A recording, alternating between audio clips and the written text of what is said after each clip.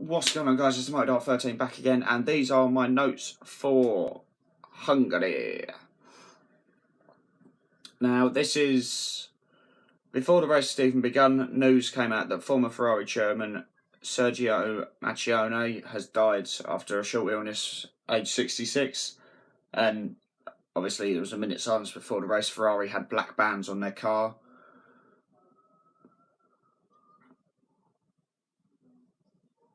I'm sorry for his family. I'm sorry for their loss. But he's probably, I think,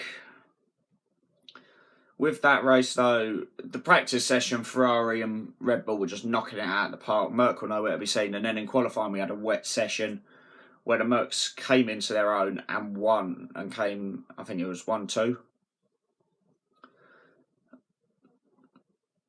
But Force India also have announced that they've been put into administration. And it came out even further that they've been put into administration, or the proceedings have been started by Sergio Perez.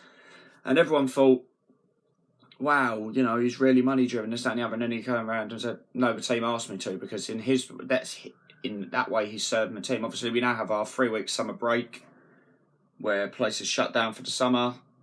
Obviously, you have the race straight as we come back is Belgium. So looking at it, it'll be sort of interesting. But onto the race result, or the top 3 anyway. Lewis comes first, or top 5, sorry. Lewis comes first, Vettel, Raikkonen, Ricciardo, Bottas.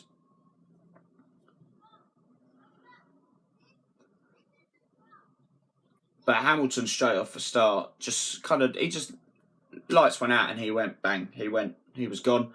Toto Wolff, the manager of Mercedes, came out and said, or the team principal, sorry. And he said, Bottas did the perfect job as a wingman today. And a few people were like, well, hang on a minute, is that what they really think of Valtteri? And he said, for that race, he effectively was the wingman because he didn't have the pace to win. And this season, he has kind of been that backup to Hamilton. But he came out, obviously he signed a new Merc deal, but he's come out and said, look, I'm not a wingman and my team don't consider me as much. But the race itself was okay. I mean, I caught bits.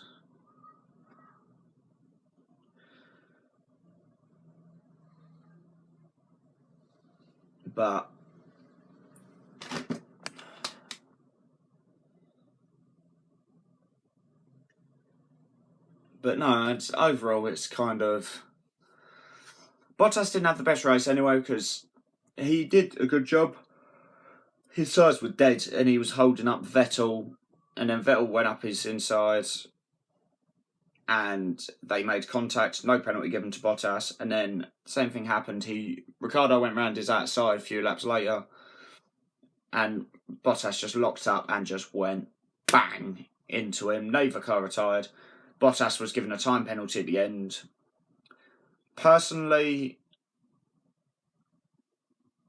I don't think I can appreciate why the penalty was given, but I think in another scenario, maybe lower down the field, it wouldn't have been given. It didn't really impact. Bottas still finished behind Ricciardo. They were all miles ahead of the rest of the field. Verstappen retired once again. If it isn't Ricciardo retiring, it's Verstappen, and I really do feel bad for the Red Bull. I've got a soft spot for him since Vettel left. I like Ricciardo, he's a funny guy, and I like Verstappen. I think he will be world champion one day if he gets the right car underneath him. But he got told to retire the car and came over the radio. It was very, very expletive filled. It was saying along the lines of, this is fucking shit, this is happening every week, it's just fucking shit. He has come out and apologised for the outburst, but I personally don't think he needs to. I think it's a very high adrenaline thing being in the middle in an F1 car. You know, being in an F1 car is one of these things where it's so stressful and whatever, and the adrenaline's pumping, you're going to say the first thing that comes into your head. But Raikkonen came through, and after the race it came out, or during the race there was some radio. Raikkonen said to his team, have you collected him a water bottle? And they went, no, Kimi, we haven't. And everyone was like, oh, poor Kimi is without you know, he's without a water bottle. And Marcus Ericsson just came up and went, well, I've not had one for 2 years.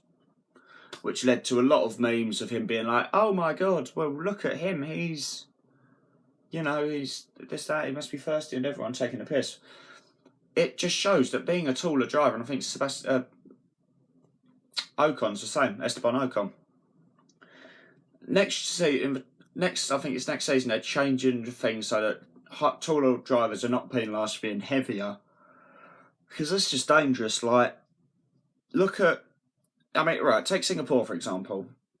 You race around Singapore, you know, you've got like 40, 50 degree temperatures. Without a drink, that must be like mad. But anyway, obviously Ferrari finishing 2-3, which is great for them. Obviously, they would have preferred to get a 1-2, but that's racing. Lewis now has, I think, 24-point lead going into the summer break. But an interesting stat is the driver that's won the Hungarian Grand Prix has never actually gone on to win the championship since, I think, 2004 or something like that. So it's going to be interesting. But my prediction for Belgium, even though it's 3 weeks away, any news that comes out, I will be doing sort of off the topic, like off the cuff videos maybe, or I might save it all for Belgium. My top 5 in qualifying, I'm going to go Hamilton, Vettel, Raikkonen, Bottas, Verstappen. In the race, I'm going to go Hamilton, Raikkonen, Bottas, Vettel, Verstappen, with Ricciardo retiring. But yeah, overall, guys, thank you for the support. Thank you for everything on the charity match video. It took ages to come, like it took longer than I wanted to get it out, but it's come out now. The feedback's been great. So thank you for all the support. Football blogs are back. Our season starts this weekend away at Bath. I'm not going, but our game on the Tuesday, our first home match of the season, is at home to Chelmsford. Buzzing for that game. I cannot wait. But thanks for watching, guys. Don't forget to like, subscribe, share, and I'll see you in the next one.